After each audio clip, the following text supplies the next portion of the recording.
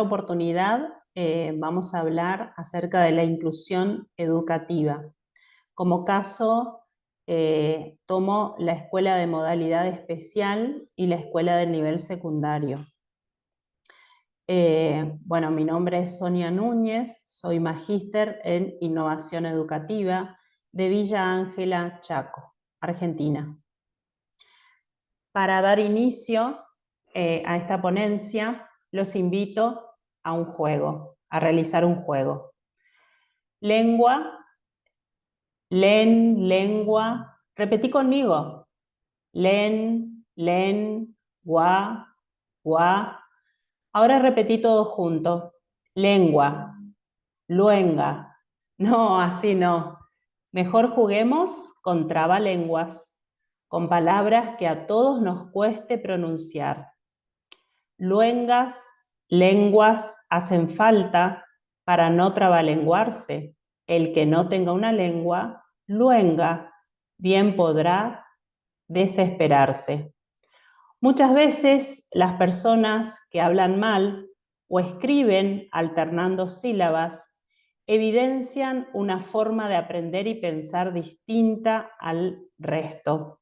Estos niños y jóvenes se esfuerzan el doble que sus pares, necesitan mayor concentración que la mayoría para lograr entender y aprender. Sin embargo, a raíz de esta dificultad, pueden desarrollar cualidades como la responsabilidad, la perseverancia y el optimismo que les permitirá llegar a sus metas y sortear los problemas. Todos poseemos la capacidad innata de aprender, solo necesitamos el cariño y la paciencia de alguien que se detenga a enseñarnos. Me presento una vez más, soy Sonia, del interior del Chaco, soy la segunda hermana de 5 y cursé mis estudios primarios en la última escuela de madera de la provincia del Chaco. Hice una carrera profesional, soy profesora de lengua y literatura, licenciada en letras, especialista superior en educación y diversidad y magíster en innovación educativa. Tengo experiencia en educación formal, también en educación informal y me destaco por dictar talleres y realizar disertaciones. También me gusta involucrarme en proyectos educativos, tengo algunas publicaciones, pero por sobre todas las cosas quiero compartirles, quiero contarles que mi gran interrogante y mi motor en la vida es saber, es investigar acerca de cómo aprenden mis alumnos, lo cual me incentiva a seguir investigando y reflexionando sobre mis prácticas. Como planteo o como situación problemática, me realizo esta pregunta: ¿cómo influye conocer los perfiles de aprendizaje de los estudiantes para seleccionar estrategias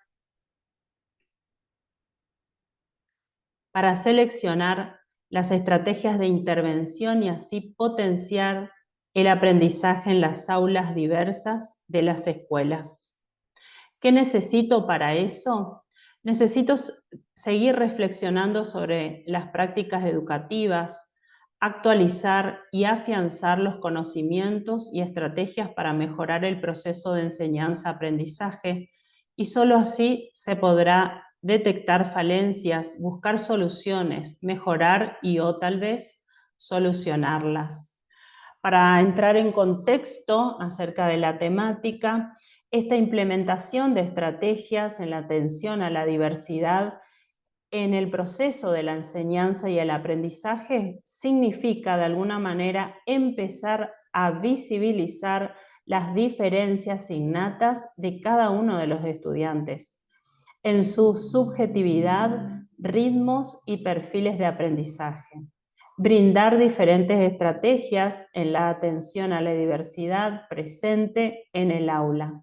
Es empezar a levantar las barreras que impiden el aprendizaje en los estudiantes del grupo clase, ya que cada individuo posee un ritmo, un estilo y un perfil distinto a la hora de aprender. Para contextualizar un poco, cuando hablamos de la inclusión educativa, tenemos que remitirnos un poquito a la historia universal, social. Como ven en la primera foto, tenemos donde dice los malditos, que vendrían a ser los que socialmente siempre fueron dejados de lado, marginados, segregados por la sociedad. Este grupo estuvo incluido por los gordos, los enanos, los discapacitados, las personas con discapacidad, las mujeres, las prostitutas, los mendigos, los extranjeros. ¿Qué hizo la escuela? La escuela excluyó a estas personas. No tenían acceso al sistema educativo. Históricamente fue así, ¿no? Hubo un tiempo en el que ni siquiera las mujeres tenían acceso a los niveles educativos. Esto fue antes del siglo XX, pero ya en el siglo XX ya se empieza a hablar de los derechos humanos, ya se empiezan a hablar de la integración. Y esto impactó en el sistema educativo también, repercutió en el sistema educativo también. Entonces, ¿qué hizo la escuela? Integra a este grupo de personas marginada históricamente. Pero ¿qué pasó? Esa integración es de alguna o sigue discriminando adentro del sistema.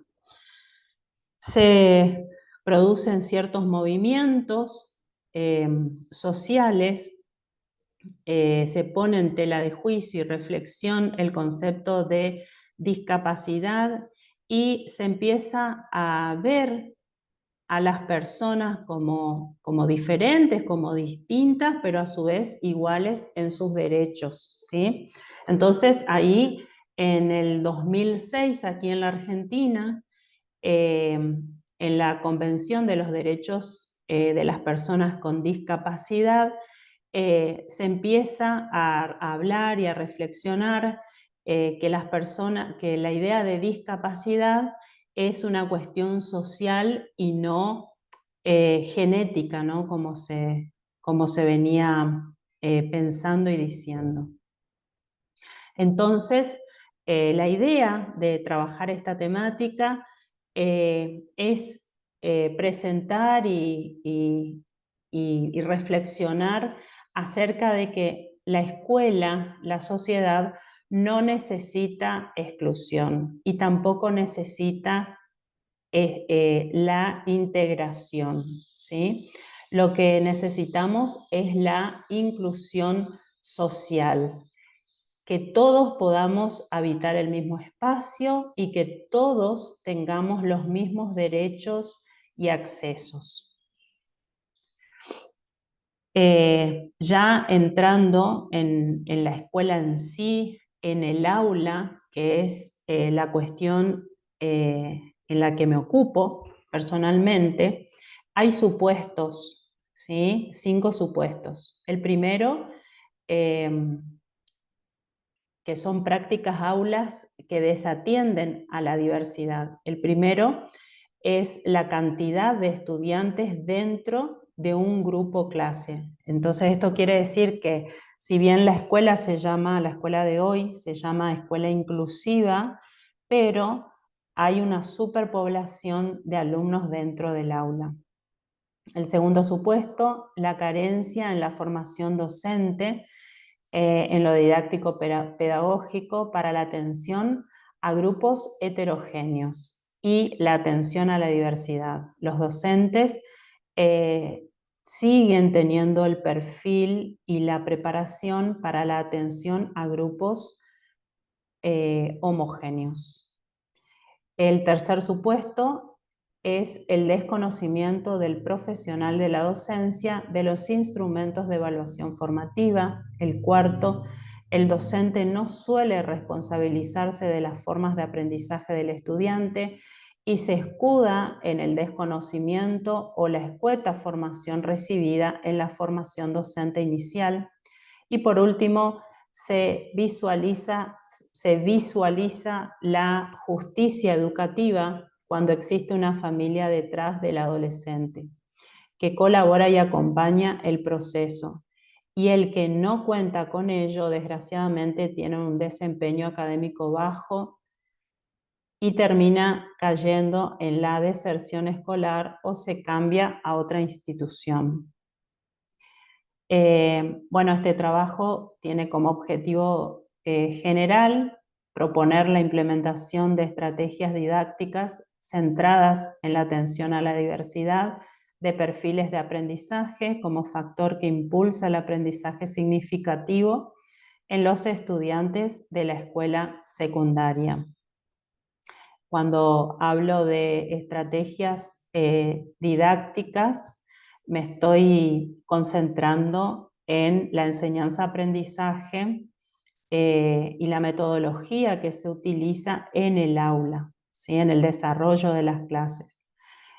Cuando digo enseñanza-aprendizaje, vale aclarar que también el docente aprende del alumno.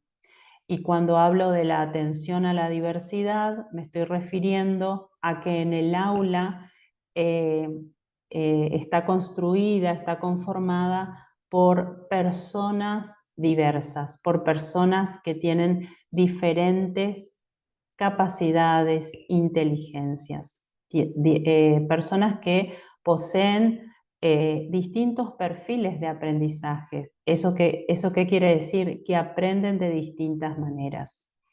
Y bueno, y se apunta, se persigue este tema, ¿no? Esta propuesta persigue conseguir que el estudiante obtenga, desarrolle un aprendizaje significativo para la vida, ¿sí? Después tengo objetivos específicos. El primero es reconocer las estrategias de enseñanza y aprendizaje de las prácticas educativas que acompañan la trayectoria escolar de los estudiantes y sus perfiles de aprendizaje. Entonces, en primer lugar, es ver qué estrategias se están utilizando y conforme a eso ver qué perfil de aprendizaje tiene cada estudiante. Entonces, de ahí adecuo las estrategias que el estudiante necesita para aprender. Identificar las estrategias didácticas que muestren la atención a la diversidad de los perfiles de aprendizaje como un espacio de reflexión y construcción didáctica entre docente y alumno. Y de esto se trata la enseñanza, la educación, el aula. Es nada más y nada menos que construir espacios de aprendizaje, ¿sí? Entre esa dinámica que se da entre el docente y el alumno. Establecer la relación que existe entre las estrategias de enseñanza y aprendizaje centradas en la atención a la diversidad de perfiles de aprendizaje y los aprendizajes significativos de los estudiantes. Aquí también se va a ver la intervención del alumno, se lo va a considerar como una persona activa dentro del aula, no solamente como recepcionista, ¿no? de contenidos, de temas. Y como cuarto objetivo, se diseñó la implementación de una propuesta innovadora que facilite estrategias didácticas centradas en la atención a la diversidad de perfiles de aprendizaje como factor que impulsa el aprendizaje significativo en los estudiantes. Entonces, esta propuesta, si bien se la aplicó en la sociedad se pueda adaptar a cualquier institución educativa, a cualquier grupo áulico. Los fundamentos teóricos que consideré en la atención a la diversidad, me basé en los postulados de Silvana Corson, que ella trabaja y hace mucho hincapié en los perfiles de aprendizaje de los alumnos. Silvana Corson propone que los alumnos tienen formas particulares para aprender. Los estudiantes procesan y utilizan el conocimiento para aprender. También me basé en los postulados de Néstor Quintero, el magíster Néstor Quintero. Él fue mi director de tesis, es venezolano. Él hizo un trabajo de intervención en África y él habla y milita, ¿no? Acerca de esta temática de la atención a la diversidad. Y él postula que adaptar el proceso de enseñanza-aprendizaje a la necesidad del alumno. Para esto hay que diseñar estrategias para satisfacer las necesidades de los estudiantes. También basé esta ponencia, esta investigación que está detrás, ¿no? En los postulados en las investigaciones de el doctor Ignacio Calderón. Él es español y él plantea que esta atención a la diversidad, esta escuela inclusiva que queremos, de alguna manera crea entornos de aprendizaje, que no solo acepta, sino valora y promueve la diversidad.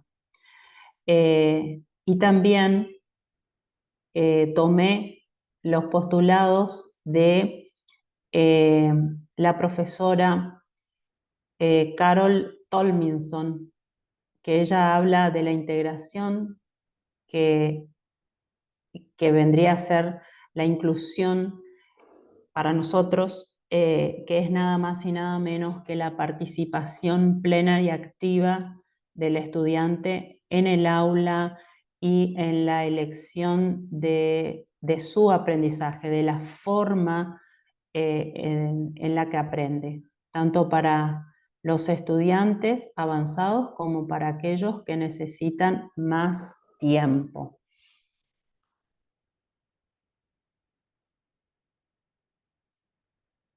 Bueno, como mencioné, hice un recorte teórico sobre la atención o la diversidad áulica, que considera, este concepto considera que en el aula no son todos iguales, los alumnos no son todos iguales, en la escuela no todos son iguales, ¿sí?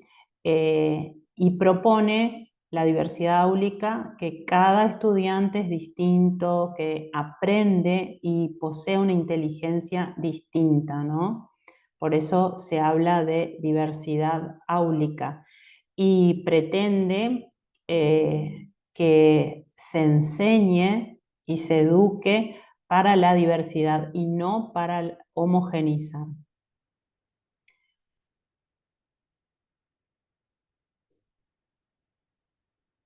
Bueno, tengo una propuesta de innovación, comparto un poquito con ustedes mi trabajo, que empezó con un aula diversificada. Básicamente me basé en la propuesta de Carol Tolminson. Entonces trabajé en mi ciudad con un taller de máxima comprensión lectora, porque partí de una problemática, una necesidad real de mi ciudad. Entonces, inicié y partí de la primicia de que todos pueden aprender. Entonces, también el aprendizaje fue centrado en el alumno y la enseñanza fue inclusiva como lo es una orquesta de música. El mayor error en la enseñanza durante los pasados siglos ha sido tratar a todos los niños como si fueran variantes del mismo individuo y de este modo encontrar la justificación para enseñarles las mismas cosas de la misma manera. Es una cita de Gardner. ¿Esto qué quiere decir? Que quizás no todos los niños adolescentes necesitan aprender de la misma manera y la escuela, la educación debe atender a sus necesidades, ¿sí?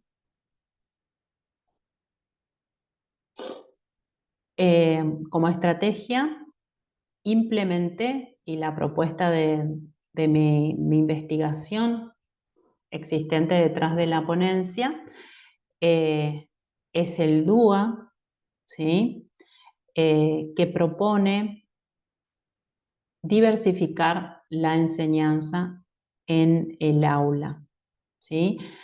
Llevar distintas propuestas para el estudiante según su forma de aprender, según su forma, su ritmo de aprendizaje, su perfil de aprendizaje, ¿sí? Conocer cómo aprende el alumno y a partir de ahí eh, implementar una estrategia de enseñanza.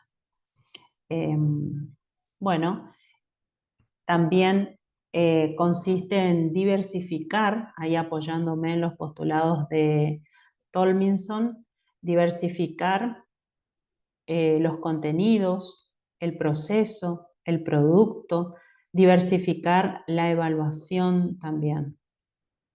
Como segunda estrategia, implementé y propongo el TATETI, que fue desarrollado por una argentina, Rebeca Anijovic. También ofrece alternativas, ¿sí? Y variedad de estrategias para el aprendizaje del estudiante, ¿sí? Y en conclusión, finalmente, se concluye que la mayoría de las instituciones se consideran a sí mismas inclusivas, que identifican y atienden a la diversidad áulica. Si hoy preguntamos a cualquier institución educativa, la mayoría puede decir o nos va a decir que se considera una escuela inclusiva, pero en realidad necesitan mejorar la construcción pedagógica entre el docente y el estudiante, porque aún existen muchos indicadores que revelan la coexistencia del paradigma tradicional que tiende a homogeneizar, por ejemplo, la distribución del inmobiliario escolar en fila, mirando hacia el pizarrón, los agrupamientos de la clase, las consignas y actividades que son para todos iguales. No hay posibilidad de elección de parte del alumno. Los estudiantes continúan manifestando que no entienden con claridad y no responden a la enseñanza del docente. La coexistencia de dos tipos de evaluaciones, una evaluación del conocimiento y otra para el conocimiento, ¿sí? También se sigue, en la escuela secundaria se sigue hablando del alumno incluido, ¿sí? Entonces, o los incluidos, o tengo 5 alumnos incluidos, y que eso no es otra cosa que segregación. La escuela sigue segregando. Muchas gracias.